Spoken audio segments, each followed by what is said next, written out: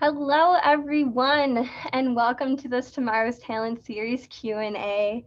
My name is Jana Toomey. I'm an assistant director at Michigan Technological University Center for Educational Outreach. Tomorrow's Talent Series is all about showcasing in-demand careers through virtual job shadowing, videos, Q&As like this one, and other curriculum resources. Each month, we're going to be featuring a whole bunch of different careers, so make sure you stay tuned throughout the year. Today, we're joined by Jimmy Williams from Superior Fabrication. Jimmy is a welder, and today we are going to be learning more about his career in manufacturing. So, hello, Jimmy. Welcome. Hey, How are you doing today? Oh, I'm doing awesome. Great. So, in case you haven't had the opportunity, for those of you tuning in today, to watch the full Superior Fabrication video, that will be posted on that website that you see there. So make sure you give that a watch after this and share it with other people who you think may be interested in learning more about this career field. So with that, I think we can get started on some Q&As. If those of you tuning in have any questions that you would like us to ask, you can see that Q&A button down below on your screen. So to start off, Jimmy, can you tell us a little bit about Superior Fabrication and the types of products that you make?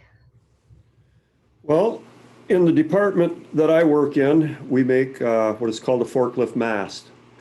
It is the part of the forklift that goes up and down with the forks connected to it. And we do the entire thing. We do the chains, assemblies, we do all the hydraulics. Everything is hooked up at the end and tested to make sure that everything works properly before we ship it out. Now, our product, you can actually take off the semi and bolt it right to a forklift. It's the entire deal. So that's all you got to do is hook up chains and hoses and you're pretty much ready to roll. Wow. So I'm in charge of the carriage building itself. That is where the forks are attached, and that is the part that actually goes up and down inside the rail sections. There's up to 2 to 3, possibly 4 rail sections inside. And I'm also in charge of the hydraulic cylinders also that we actually build here. Wow. And so with your position as a welder, you just mentioned a lot of the different components there. Does each part require welding, or are there other manufacturing processes that go into this product? There are some bolt-on stuff that we actually make here, and it'll actually get bolted on instead of welded.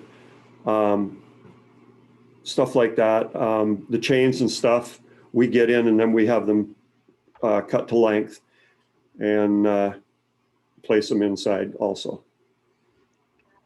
But a lot of it is welding, a lot of it is heavy welding. Up to 2 and 3 inch welding.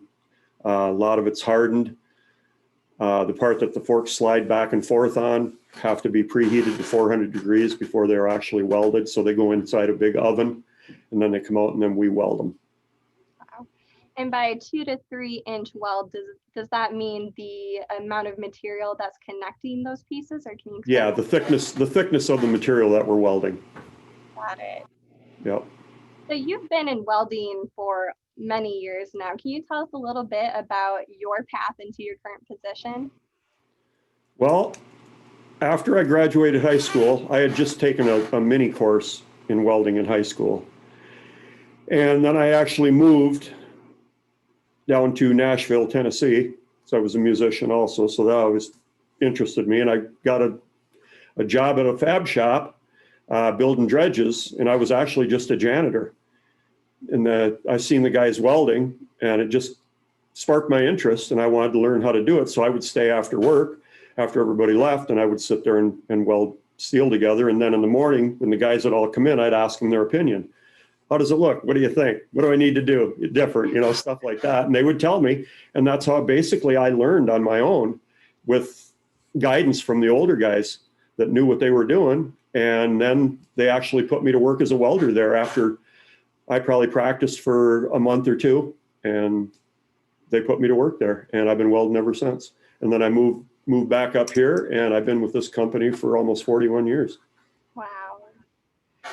Do you think that it's pretty traditional for welders to start out like you did, working their way up, just trying it bit by bit? What are some of the other pathways that you can become a welder through? Well, in Sault Ste. Marie, we have classes, and you can actually take them at night also to get started. And it's a very good course, and it's not that expensive. And you'll go through it, and you'll actually gain certifications as you go. And a lot of people that we have or had took them courses, and it's very good. So that's a good start because you get the education part of it. Usually guys will start out welding in their garage, because that sparks an interest in you. And kids, a lot of kids welding on farms and stuff, welding farm equipment, and they get started like that. And then if you want to further it, the best thing to do is go to school for it and get the proper education. And then, of course, there's nothing better than on-the-job training. And we do that a lot here too. We'll go step by step with you, just like they did with me when I started here. So actually in the video, you mentioned that your position is fabricator and welder. What is the balance between those two positions, and what is the difference there? The fabricating part of it is more of a problem-solving thing. If there are problems, you need to be able to take it apart, maybe do something different with it, and that's where we work with engineering a lot, and stuff like that, and figuring out maybe a different way to do it, or a better way to do it, or a time-saving way to do it.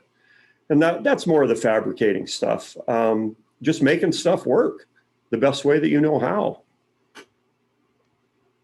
So when you were learning to weld, what do you think were some of the hardest techniques for you to master?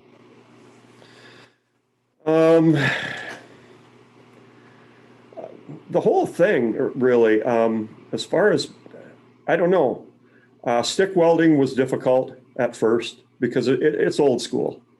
What we do here, everything we do is MIG welding. It's a lot faster, it's a lot cleaner. It's just so much more efficient.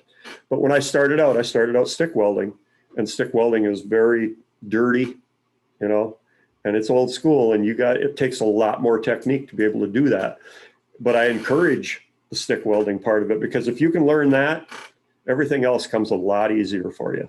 It's always nice to start right at the bottom. For our viewers who maybe aren't as familiar with welding quite yet, hopefully they're going to look more into it after this series, but could you explain the difference between those two different types of welding that you just mentioned, the stick welding and was it the MIG welding? Welding, stick welding it's with a rod that is covered with flux, and there's no gas or nothing. And you use that to weld with stick. Now, MIG welding is on a wire spool that comes through a gun, and it's fed into your gun, and it comes out the end, but it has to have a gas with it also, which makes it a lot cleaner. You don't have to deal with the flux and the mess, and it's a lot less smoke. It's just a cleaner way to do things. And I think that is, once you get into welding, you're going to see that MIG welding is just so much more popular nowadays because it's fast. Got it. So how does your technique change when you're working with different size pieces or materials? I guess it's just being educated and knowing what you're supposed to do, knowing how to do it. That all comes with time. You got to it just comes with experience. So I don't know how a better way to describe that other than, and I'll always say it, hands-on is the best thing. Get in there, roll up your sleeves, get your hands dirty, Mm-hmm. So what are some of your favorite parts of this job? My favorite parts, I'm also a leader in the area. I have a really good group of guys that I work with, and we work together very well. That is probably the most satisfying thing about my job is the crew that I work with. They're all good. We've been together for years. We know each other very well, and that makes everything go a lot smoother. I would say that that is my most favorite part is dealing with them because they're great. I can't say enough. Another good thing that I enjoy is I enjoy organizing. My areas are I like to think they're very well organized, and keeping things neat and in order. It helps your efficiency. It helps safety. Keeping your areas clean is a big deal with us. Blueprint reading, I enjoy. I enjoy putting stuff together. I enjoy working with my guys and just figuring out how to do stuff, and that's part of the fabricating part of it. But it's nice to get up in the morning when you go to work and say, hey, I enjoy this. Even after 41 years almost. That's so important to be able to be passionate about the work that you're doing. Do you see a lot of young people going into welding? Not as much as there used to be years ago. It's almost like it's kind of a dying breed. It doesn't seem like the younger generation wants to be in this field. They'd rather be in an air-conditioned office on a computer, which is great. You'll find a lot of times that the money isn't as good as if you're in an air-conditioned office, with a good education. That's what most of the kids are after is a good education. And, bless their hearts for that. I encourage that totally. But somebody's got to build the stuff, somebody's got to do that. And I see that as a lot less people are getting into it. I know I've talked to several different companies in different parts of the United States, and it doesn't matter the town big or small, they're all having the same problem. We can't find people anymore that want to do this. So I really encourage it because it is a good career. We have a viewer asking if you've ever tried any of the virtual welders that are often brought to schools for students to try. I have not. I don't know anything about it. I've heard about it, but I have not myself, no. I've seen a couple. I've not tried one myself either. So if there was one word that you could use to describe people in this field, what do you think that word would be? To describe people in the field? Yeah.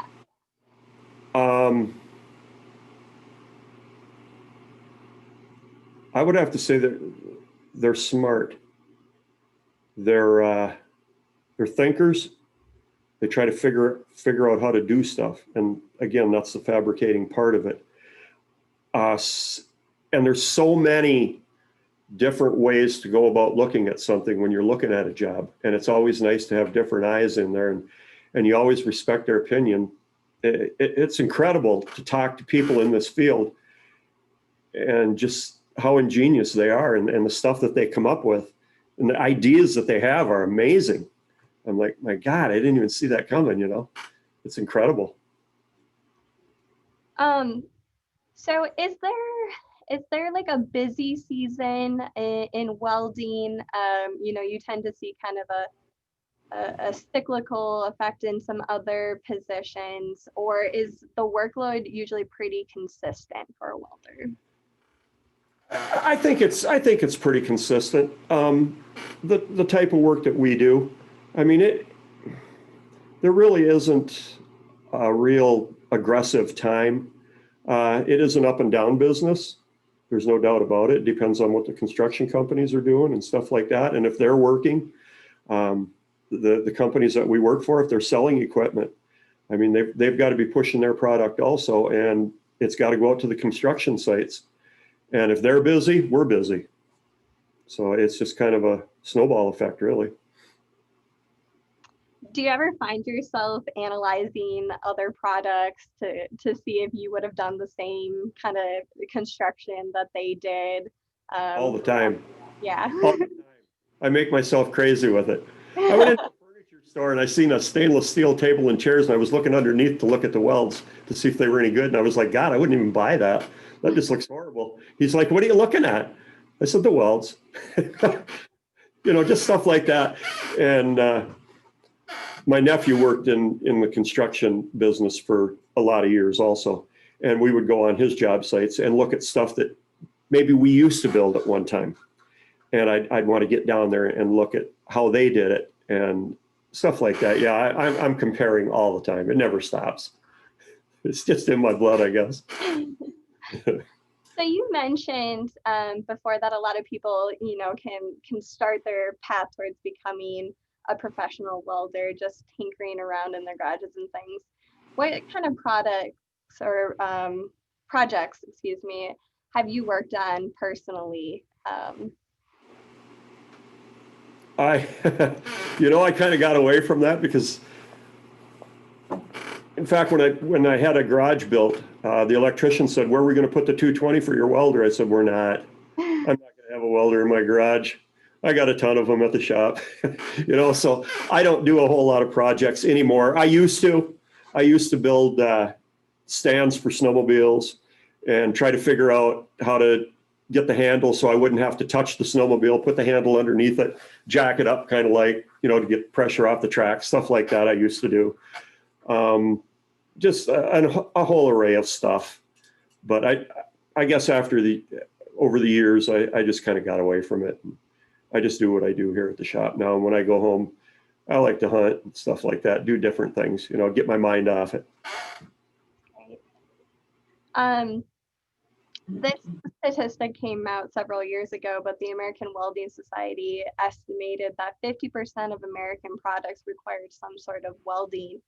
Knowing that welding has actually taken place underwater and in outer space, are there any other products that you think would be really fascinating and interesting to work on, even outside of your business's products? I don't really know. I've been doing this for so long. They're really, I really don't know. Maybe some sheet metal stuff, lighter stuff, because we're into heavy stuff. It seems like that would be a kind of a fun thing to do because you can form stuff and form fit it and stuff like that. I think sheet metal work would be very interesting because there's so many things that are made out of that I think it would be kind of cool. So if I was going to look at something, I'd probably want to look at something like that, something lighter, not necessarily easier. Just because it's lighter doesn't mean it's easier, but something like that I think I would enjoy. So, what are some of the challenging aspects of your job, and what are some of those problems that you help solve with the other with your coworkers? Well, like I say, everything gets tested that we do. It doesn't leave here unless it's tested and we make sure that the product actually works the way it's supposed to work. Well, every once in a while, we have little glitches, just like anything else. And it'll come back to us. And we got to figure out, okay, why did it not work? What's going on here? So you got to tear it down. You tear it all apart. And you figure out where the problem is. And then, of course, I get with my coworkers on it, say, hey, check this out. What do you think? And we sometimes will have to take it apart. Like carbon arcing is something you don't want to get good at because it's usually because there's been a mistake made and you got to cut it off. And that's another part of the job that is very challenging. So we'll cut something right down and put it back together a different way. And that's when you work with engineering and figure out a different way to do it. That's the problem solving is actually enjoyable, but you don't want to be in that situation. You know what I mean? I mean, it's interesting to try to fix something that you've already put together once, but you don't want to be doing that because that's bad. but it's interesting also. It's definitely learning experiences. What do you think are some of the misconceptions about your profession?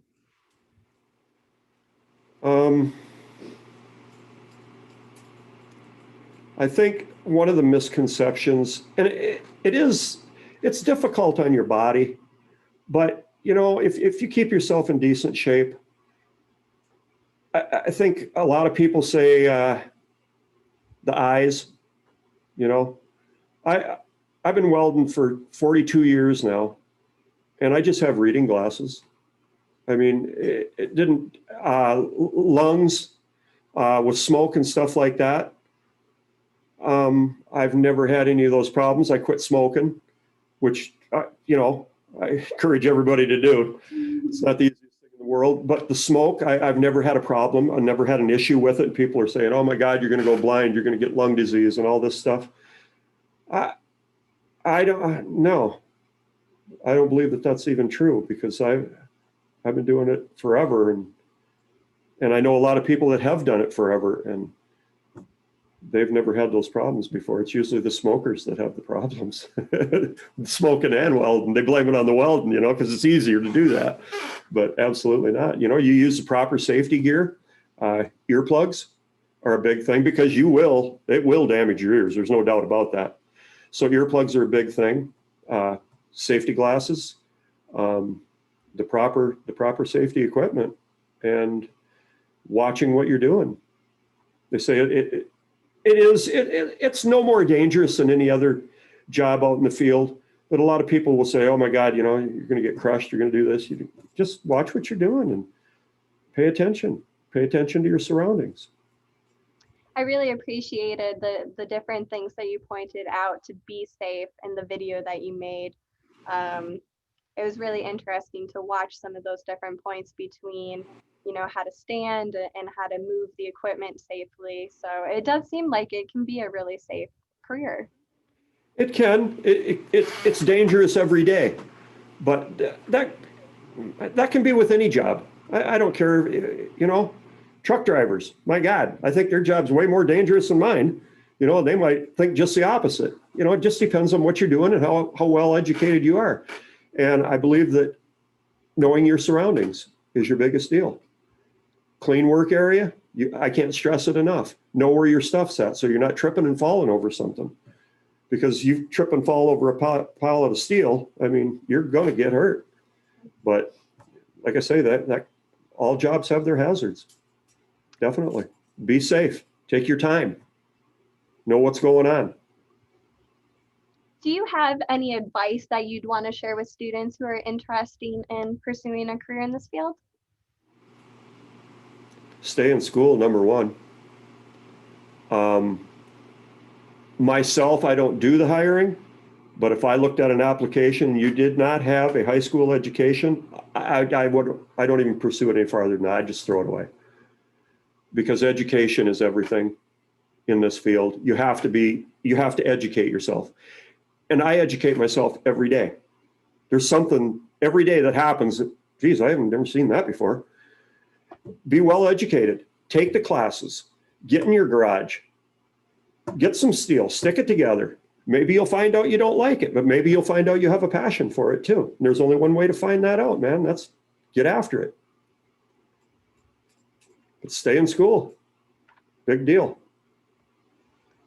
All right, as we are coming to the final couple minutes of this Q&A session, is there anything else that you would like students to know about this field that we haven't discussed yet? Enjoy what you do. If you don't enjoy it, don't do it, because it's a long life and there's no doubt about it. Make sure that you enjoy it.